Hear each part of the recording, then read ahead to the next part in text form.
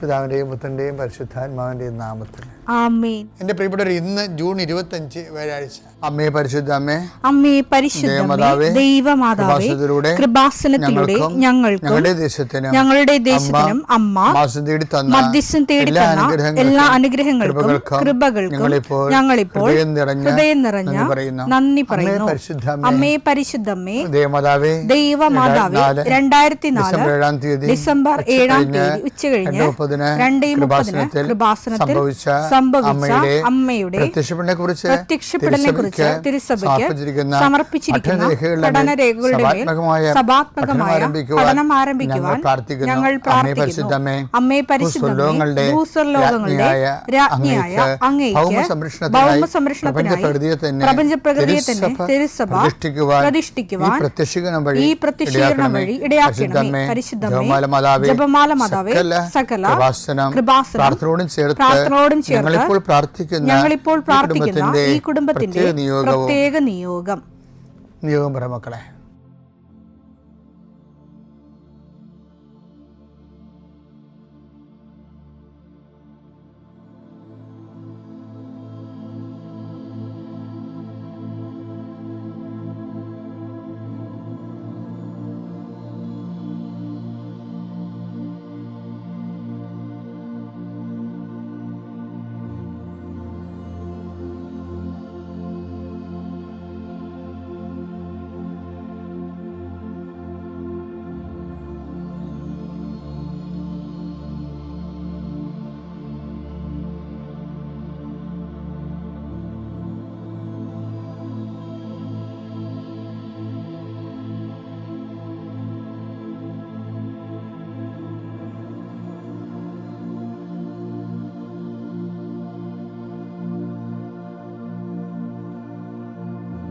അമ്മയുടെ പ്രത്യക്ഷീകരണത്തിന്റെ ഈ അനുഗ്രഹവേളയിൽ ഞങ്ങൾക്ക് സാധിച്ചു തരുവാൻ കനിയണമേ. ആമേൻ. വിശ്വാസ പ്രമാണം.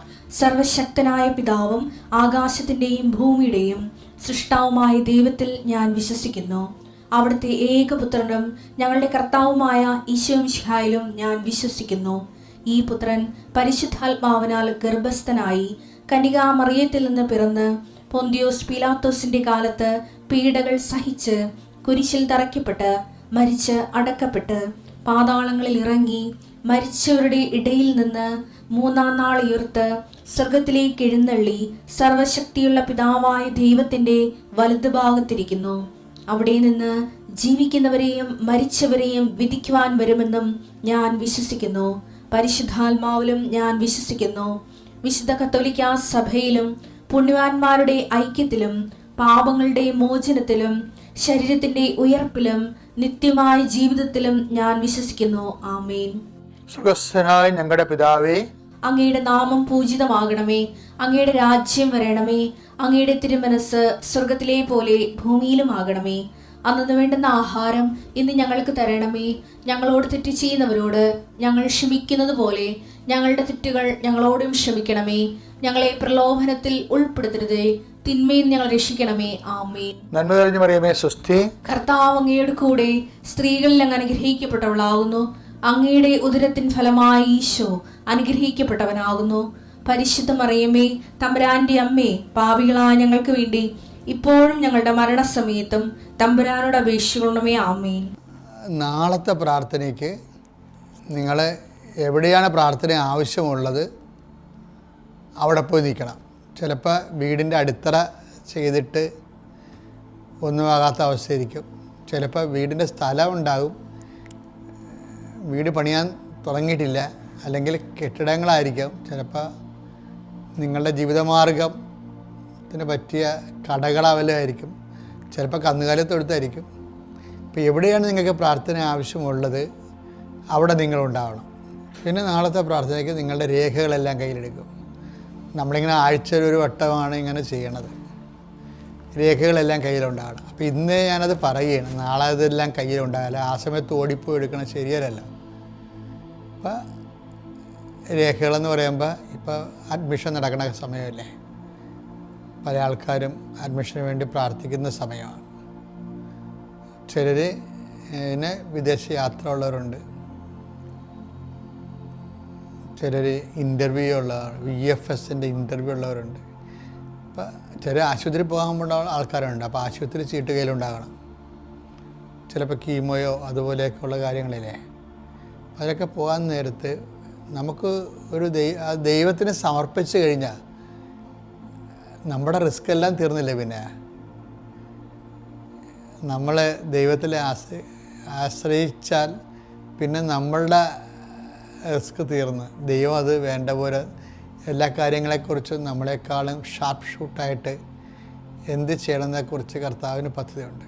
കൃപാസനത്തിലെ പ്രാർത്ഥന എന്ന് പറയുമ്പോൾ അത് അച്ഛൻ്റെ ഒരു പ്രാർത്ഥന അല്ലത്. അത് കൃപാസനം ആൾക്കാരെ ജീവനോടെ പ്രത്യക്ഷപ്പെട്ട് ദുരന്തമുണ്ടാകാൻ പ്രാർത്ഥിക്കണമെന്ന് ആവശ്യപ്പെട്ട സ്വർഗം പ്രാർത്ഥിക്കണമെന്ന് ആവശ്യപ്പെടാൻ വേണ്ടി പ്രത്യക്ഷപ്പെട്ട സ്ഥലമാണ്. അവിടുന്ന് കിട്ടുന്ന പ്രാർത്ഥന എന്ന് പറയുമ്പോൾ എൻ്റെ മക്കൾക്കത് ഉതകും. ഞങ്ങളൊക്കെ ബോധപൂർവം വളരെ അറിഞ്ഞുകൊണ്ടാണ് അത് പ്രാർത്ഥിക്കുന്നത്. ഞാൻ പോലും ആൾക്കാരെ പ്രാർത്ഥിക്കണത് എങ്ങനെയാണ് പ്രാർത്ഥിക്കുന്നത്? വാരിക്കെട്ടി പ്രാർത്ഥിക്കത്തില്ല. ജസ്റ്റ് ആ വിഷയം ദൈവസത്തയിൽപ്പെടുത്തും, അത്രയേ ഉള്ളൂ. എന്താ കാര്യം? ഇത്രയും 10-21 ലക്ഷം മനുഷ്യരെ ഈ 30-35 കൊല്ലമായിട്ട് പ്രാർത്ഥിക്കണമല്ലേ. കൂടാതെ മാതാവ് ജീവനോട് 2 പ്രാവശ്യം പ്രത്യക്ഷപ്പെട്ട ഇടത്തിൽ നിന്ന് നമ്മൾക്ക് അങ്ങനെ വാരിക്കെട്ടി പ്രാർത്ഥിക്കേണ്ട കാര്യമില്ല. കർത്താവ് ഈ ശുശ്രൂഷ കേന്ദ്രം യോഗ്യമായിട്ട് കണ്ടതുകൊണ്ടാണല്ലോ അമ്മ മാതാവ് ഈ സന്ദേശം കൈമാറിയത്. അപ്പോൾ അവിടെ ആശ്രയിക്കുന്ന സത്യസന്ധമായിട്ട് ആശ്രയിക്കുന്നവർക്കെല്ലാം സെക്കൻഡുകൾക്കുള്ളിൽ ദൈവതീരുമാനം ഉണ്ടാകും. അതുകൊണ്ട് ഞാൻ നിങ്ങളോട് അലറിയൊക്കെ നിങ്ങളോട് മോശമായിട്ട് സംസാരിക്കത്തില്ല, റഫായിട്ട്. എൻ്റെ കാര്യം നിങ്ങൾക്ക് കാര്യങ്ങൾ അറിയാൻ പാടില്ലാത്ത കൊണ്ടും ദൈവതിരുസന്നിധി പൊട്ടങ്ങളെ അഭിനയിക്കുന്നത് കൊണ്ടുമാണ് ഞാൻ ചൂടാകണത്. അല്ലെന്നുണ്ടെങ്കിൽ സത്യസന്ധമായ ദൈവത്തെ അന്വേഷിക്കുന്നവർക്ക് ഇവിടെ ദൈവം സമീപസ്ഥനാണ്. ഇവിടെ തന്നെയല്ല, എല്ലായിടത്തും അങ്ങനെയാണ്. അതുകൊണ്ട് നമുക്ക് പ്രാർത്ഥിക്കാം. കർത്താവേ, നിൻ്റെ ഉന്നതമായ നാമത്തിന് സ്തോത്രം ചെയ്യുന്നു. കർത്താവേ, നിൻ്റെ വിശുദ്ധ പൗരോഹിത്യത്തെ മഹത്വപ്പെടുത്തണമേ. കർത്താവേ, സഭയിലുള്ള സാന്നിധ്യം പ്രകടമാക്കണം. 40 വർഷം ഞാൻ അർപ്പിച്ച കൃപാനയുടെ യോഗ്യതയാൽ കൃപാസന ആൾത്താരെ ജീവനോടെ പ്രത്യക്ഷപ്പെട്ട പരിശുദ്ധ അമ്മയുടെ മാധ്യസ്ഥത്തിൽ ഞാൻ മക്കളെ ആശീർവദിക്കുന്നു. അങ്ങയുടെ മക്കൾ ഇന്ന് യാത്ര ചെയ്യുന്ന ഓരോ ഇടങ്ങളെ കുറിച്ച് പ്രാർത്ഥിക്കുന്നു. അങ്ങയുടെ മക്കൾ ഇന്ന് കണ്ടുമുട്ടുന്ന ഇടങ്ങളെ സമർപ്പിച്ച് പ്രാർത്ഥിക്കുന്നു. അങ്ങയുടെ മക്കൾ ഇന്ന് കണ്ടുമുട്ടുന്ന വിഷയങ്ങൾ, സംസാരിക്കാൻ പോകുന്ന വിഷയങ്ങൾ, ആ സംസാരിക്കാൻ പോകുന്ന വിഷയങ്ങൾക്ക് ഒരു തീരുമാനം കിട്ടാൻ വേണ്ടി ഇന്ന് തീരുമാനം ഉണ്ടാകണമെന്ന് ആഗ്രഹിച്ച് പ്രാർത്ഥിക്കുന്നവരുണ്ട്. അവരെ സമർപ്പിച്ച് പ്രാർത്ഥിക്കുന്നു. കർത്താവേ, നിൻ്റെ നാമത്തെ മഹത്വപ്പെടുത്തണമേ. കർത്താവെ, സഭയിലുള്ള സാന്നിധ്യം പ്രകടമാക്കണമേ. അമ്മേ, പരിശുദ്ധമ്മേ, ദേവമാതാവേ, ആരെല്ലാം ഇപ്പോൾ ഉണർന്നിരുന്ന് പ്രാർത്ഥിച്ച് ഈ പ്രാർത്ഥനയോട് ചേരുന്നുണ്ടോ, ആരെല്ലാം ഈ പ്രാർത്ഥനയിൽ ആശ്രയിക്കുന്നുണ്ടോ, അവരെ എല്ലാം നീ ആശീർവദിക്കണം. എൻ്റെ കർത്താവിൻ്റെ ഉന്നതമായ നാമത്തിൽ സഭയുടെ അധികാരത്തിൽ കുരിശിൻ്റെ അടയാളത്തിൽ ദൈവത്തിൻ്റെ ശക്തിയാൽ ഈ ദിവസം കർത്താവ് നിങ്ങളെ അനുഗ്രഹിക്കുകയും ആശ്വസിപ്പിക്കുകയും ചെയ്യട്ടെ. എൻ്റെ പ്രിയപ്പെട്ടവരെ, നമ്മൾ ഇന്ന് നോക്കുന്നത് അപ്പോസ്തല പ്രവർത്തനമാണ് 13:22. ഭയങ്കരമായ ഒരു വചന. ജസ്സയുടെ പുത്രനായ ദാവീദിൽ എൻ്റെ ഹൃദയത്തിനിണങ്ങിയ ഒരു മനുഷ്യനെ ഞാൻ കണ്ടെത്തിയിരിക്കുന്നു. ഇത് വായിക്കുമ്പോൾ നമുക്ക് ചിരി വരും. കാര്യം ഫസ്റ്റ് പാർട്ടിയാണല്ലോ ദാവീദ്. മനുഷ്യന് പോലും ആ മനുഷ്യനെ ഇണങ്ങത്തില്ല. പിന്നെ ഇങ്ങനെ ദൈവത്തിന് ഇണങ്ങി ഞാൻ എപ്പോഴും ചിന്തിക്കും, മനുഷ്യനെ പോലും വെച്ചാൽ എനിക്ക് ഈ ദാവീദിനോടുള്ള കലഹം എന്താണെന്ന് അറിയാമോ? എനിക്ക് ഉറിയായുടെ മരണം എനിക്ക് ഇപ്പോഴും എൻ്റെ മനസ്സ് അംഗീകരിക്കാത്തൊരു സാധനമാണ്. ഇപ്പം ബർഷീവായ ഈ മനുഷ്യൻ ബർഷീവായിട്ടൊക്കെ മോശം റിലേഷൻ ഉണ്ടായെന്നുള്ളത് ആ കാലത്തെ എത്തിക്സ് അനുസരിച്ച് കുറച്ചൊക്കെ നമുക്ക് ഡയലൂട്ട് ആകാൻ പറ്റും, നമുക്ക് അബ്സോർബ് ചെയ്യാൻ പറ്റും. കാര്യം വെച്ചാൽ ഈ യൂദ തന്നെ താമർ എന്ന് പറഞ്ഞാൽ യൂദായുടെ മരുമോളെ പറ്റിയാണ്. പക്ഷെ അവിടെ റിലേഷൻ ഉണ്ടായിരുന്നത്. ഇപ്പം മനുഷ്യരാശി എത്തിക്സിലേക്ക് വരുന്ന ഈ പുതിയ നിയമത്തോടുകൂടിയാണല്ലോ മനുഷ്യരാശി മൊത്തമായിട്ട് എത്തിക്സിലേക്ക് വരണത്. ക്രിസ്തു കൊണ്ടുവന്ന് വെച്ച മോറൽ കോഡിലല്ലേ പിന്നീട് ലോകം വർക്ക് ചെയ്യണത്. അപ്പം അവിടം വരെ എത്താൻ മുമ്പ് ഉണ്ടായിട്ടുള്ള പാപങ്ങളെക്കുറിച്ച് ഞാൻ അത്ര കണ്ട് വലിയ എന്നെ ഡിസ്റ്റർബ് ചെയ്യത്തില്ല. ഒത്തിരി ഡിസ്റ്റർബ് ചെയ്യത്തേയില്ലെന്നല്ല, ഒത്തിരി ഡിസ്റ്റർബ് ചെയ്യത്തില്ല. കാരണം ക്രിസ്തു വന്നിട്ടില്ലല്ലോ, അതൊക്കെ മുമ്പുണ്ടായിരുന്നില്ല. അപ്പോൾ ആ കാര്യത്തിൽ എനിക്ക് ഈ ബെർശിബയുടെ റിലേഷനൊക്കെ ഈ രാജാക്കന്മാരുടെയൊക്കെ ജീവിതത്തിലൊക്കെ ഇത് അന്നത്തെ കാലത്ത് ഇവരൊക്കെ ഒന്നും വലിയ എത്തിക്സ് ഇല്ലാത്ത ആൾക്കാരുണ്ടപ്പോൾ സ്വാഭാവികമായിട്ട് ഇവരൊക്കെ ഒന്ന് പ്രതീക്ഷിക്കാവുന്നതാണ്. പക്ഷേ എനിക്ക് ഉൾക്കൊള്ളാൻ പറ്റിയൊരു സംഭവം എന്ന് പറയുന്നത് ഉറിയയാണ്. ഉറിയ എന്ന് പറഞ്ഞാൽ ആരാണെന്ന് അറിയാതെ ഈ ബെർശിബയുടെ ഹസ്ബൻഡ്.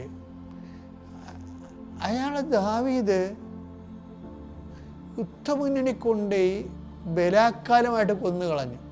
അയാൾ ചെയ്ത തെറ്റെന്താണ്? അയാൾക്ക് ഒരിക്കലും അയാളെപ്പോലെ ഈ ദാവീദിനേക്കാൾ ജസ്റ്റായിട്ടൊരു മനുഷ്യനാണ് ഈ ഉറിയ എന്ന് പറയുന്നത്. ഒന്നാമത്തെ അയാൾ ഒരു യഹൂദനല്ലെന്ന് ഓർക്കണം. ഈ ഉറിയ എന്ന് പറയുന്ന ആള് ഒരു ഹിറ്റൈറ്റാണ്, ഹിത്യനായ ഉറിയ എന്ന് തന്നെ പറഞ്ഞത്. അപ്പോൾ യഹൂദനല്ല ശരിക്കും, ടർക്കിഷ് പീപ്പിളാണ് ഇയാളെ. ചില ഇൻഡോ യൂറോപ്യൻ എന്നൊക്കെ പറയുന്നത് ടർക്കിഷാണ്. എന്നിട്ട് മിഡിൽ ഈസ്റ്റിലാണ് ഇവരുടെ ഒരു ട്രൈബാണ് ഇവർ യഹൂദരല്ല. അപ്പോൾ ഈ ഉറിയായിക്ക് ഈ യഹൂദൻ്റെ രാജ്യത്തെ സംരക്ഷിക്കേണ്ട ഒരു ബാധ്യതയില്ല. എന്നിട്ടും സൈന്യത്തിലുള്ള ആ സൈന്യത്തോടുള്ള താൻ ചേർന്ന സൈന്യത്തോടുള്ള കൂറുകൊണ്ടാണ് ഈ മനുഷ്യൻ ദാവീദ് വീട്ടിൽ പോയിക്കൊള്ളാൻ പറയുമ്പോഴും പോകാതെ പടിപ്പുരയിൽ കിടന്നുറങ്ങുന്നത്. ഞാൻ രാജ്യം യുദ്ധത്തിലായിരിക്കുമ്പോൾ ഞാൻ വീട്ടിൽ പോകുന്നത് ശരിയല്ല എന്ന എന്തോ ഒരു മനസാക്ഷിയോടുകൂടിയുള്ള തീരുമാനമാണ്. ഓർക്കേണ്ടതെന്ന് വെച്ചാൽ ഈ സാവൂളിൻ്റെ കാലത്ത്, ദാവീദിൻ്റെ തന്നെ കാലത്ത് ഗോലിയാത്ത് വരുമ്പോൾ ഇസ്രായേൽക്കാർ പല ആൾക്കാരും വീട്ടിൽ പോയിരിക്കുകയായിരുന്നു, പട്ടാളക്കാർ. അവിടെ ഭാര്യമാർ പിന്നെ അവരെ വിട്ടില്ല. ആ സ്ഥലത്താണ് ഈ ഉറിയാനെ നമ്മൾ കാണുന്നത്.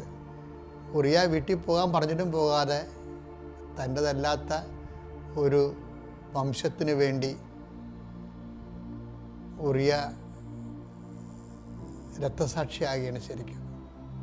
പക്ഷെ അതിന് കാരണക്കാരൻ ദാവീദാണ്. അപ്പോൾ ഞാൻ സമയത്ത് ദാവീദിനോട് അതുകൊണ്ട് നമുക്ക് ഒരിക്കലും പൊറുക്കാൻ തോന്നത്തില്ല. പക്ഷെ ദാവീദ് എവിടെയോ വെച്ചു ദൈവത്തിന് മനസ്സിന് ഇണങ്ങിയ ആളായി മാറി. അപ്പോൾ എൻ്റെ പ്രിയപ്പെട്ടവരെ, അതായത് നിങ്ങൾ എഴുതി തള്ളരുത്. That is my point. നിങ്ങൾ എഴുതി തള്ളരുത്. നിങ്ങളുടെ കയ്യിൽ നിന്ന് എന്തെങ്കിലുമൊക്കെ അബദ്ധങ്ങൾ ഏതെങ്കിലും കാലത്തൊക്കെ ഉണ്ടായി കാണും. ചിലപ്പോൾ അബോർഷനാണ്, അല്ലെങ്കിൽ വേറെ ഏതെങ്കിലും തരത്തിലുള്ള അബദ്ധങ്ങൾ അറിവില്ലായ്മ കൊണ്ടുണ്ടാകുമല്ലോ ആൾക്കാർക്ക്. എല്ലാവരും എല്ലാ കാര്യത്തെക്കുറിച്ചും ഒറ്റക്കരവുള്ളവരാണോ? എനിക്കങ്ങനെ തോന്നിയിട്ടില്ല ശരിക്കും. അപ്പം ചിലപ്പോൾ അറിവില്ലായ്മ കൊണ്ട്, ചിലപ്പോൾ അന്നത്തെ ഒരു വൈകാരികമായ നിങ്ങളുടെ ചുറ്റുപാട് കൊണ്ട് നിങ്ങളുടെ നിന്ന് അബദ്ധങ്ങൾ പറ്റും. അപ്പം പിന്നീട് നിങ്ങൾ ഓർക്കും, അയ്യോ എൻ്റെ കയ്യിൽ നിന്ന് ഇത്രയും വലിയ അബദ്ധങ്ങൾ പറ്റിയല്ലോ, ഇനി ഞാൻ പ്രാർത്ഥിക്കാൻ പോലും യോഗ്യനല്ല, ഞാൻ പ്രാർത്ഥിച്ചതൊന്നും ദൈവം കേൾക്കില്ല. പല മനുഷ്യരും എനിക്ക് തോന്നിയിരിക്കണമെങ്കിൽ അറിയാവും, ഞങ്ങളൊക്കെ പ്രാർത്ഥിച്ച ദൈവം കേൾക്കാൻ പോണ, ഇങ്ങനെ പറയണ കുറേ മനുഷ്യൻ കണ്ടുണ്ട്. ഞങ്ങളൊക്കെ പ്രാർത്ഥിച്ച അതിനല്ലേ. അതിനാണ് ഈ അച്ഛന്മാർ, അതുപോലെ തന്നെ പാസ്റ്റർമാർ, ഏജൻസികൾ, പ്രാർത്ഥന ഏജൻസികൾ ജനങ്ങൾ വെക്കണത്. ജനങ്ങളുടെ ശരിക്കും പറഞ്ഞു കഴിഞ്ഞാൽ അവരുടെ കോൺഫിഡൻസ് കുറവാണ് അങ്ങനെ ചെയ്യണത്. എന്ന് പറഞ്ഞാൽ മധ്യസ്ഥ പ്രാർത്ഥന വേണ്ടെന്നൊന്നുമല്ല ഞാൻ പറയണത്. ഞാൻ പറയുന്നത് എൻ്റെ മക്കൾ സ്വയമായിട്ട് ബലം പ്രാപിക്കണം എന്നാണ് എൻ്റെ അഭിപ്രായം. കാര്യം ദൈവത്തിൻ്റെ തിരുസന്നിധിയിൽ നീ എത്ര കൊള്ളരുതാത്തവനാണെന്ന് നീ അസസ് ചെയ്താലും ദൈവം അസസ് ചെയ്യാത്തടത്തോളം കാലം നീ എന്തിനാണ് നിന്നെ വിധിക്കണത്? ദാവീദ് ഇത്രയും കുഴപ്പങ്ങൾ കാണിച്ചിട്ട് ദാവീദ് പറയണം, എൻ്റെ ജെസ്സയുടെ മക്കളിൽ ദാവീദ് എൻ്റെ മനസ്സിന് ഇണങ്ങിയ ആളായിരുന്നു. അതിനൊരു കാര്യമുണ്ട്, ദാവീദിനും അതിൻ്റെ ഒരു പങ്കുണ്ട്.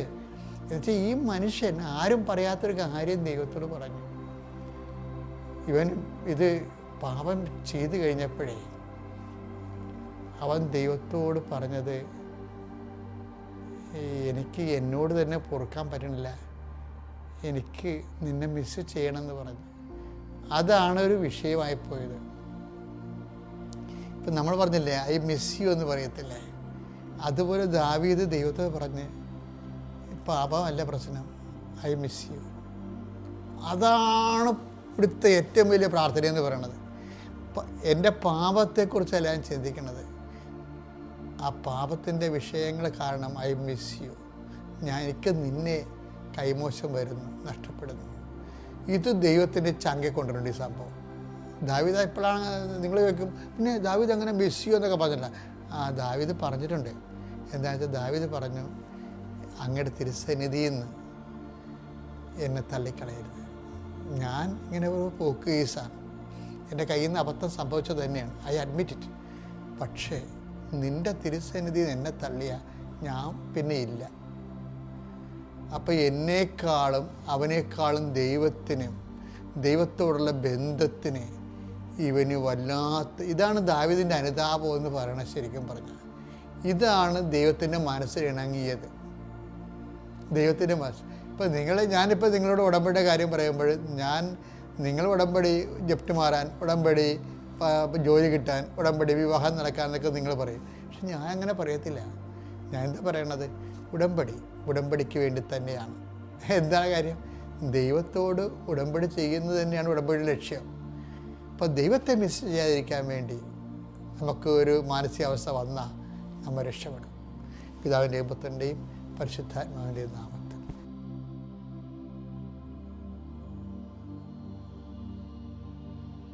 അത്യപൂർവ ദൈവാനുഭവങ്ങൾ ഇനി നിങ്ങൾക്കും സ്വന്തം. ഈ യൂട്യൂബ് ചാനൽ ഇതുവരെ സബ്സ്ക്രൈബ് ചെയ്തിട്ടില്ലെങ്കിൽ ഇപ്പോൾ തന്നെ സബ്സ്ക്രൈബ് ചെയ്യുക. ഈ വീഡിയോ ഇപ്പോൾ തന്നെ നിങ്ങളുടെ സുഹൃത്തുക്കൾക്ക് ഷെയർ ചെയ്തുകൊണ്ട് കർത്താവിൻ്റെ പ്രേക്ഷിതരാകുക.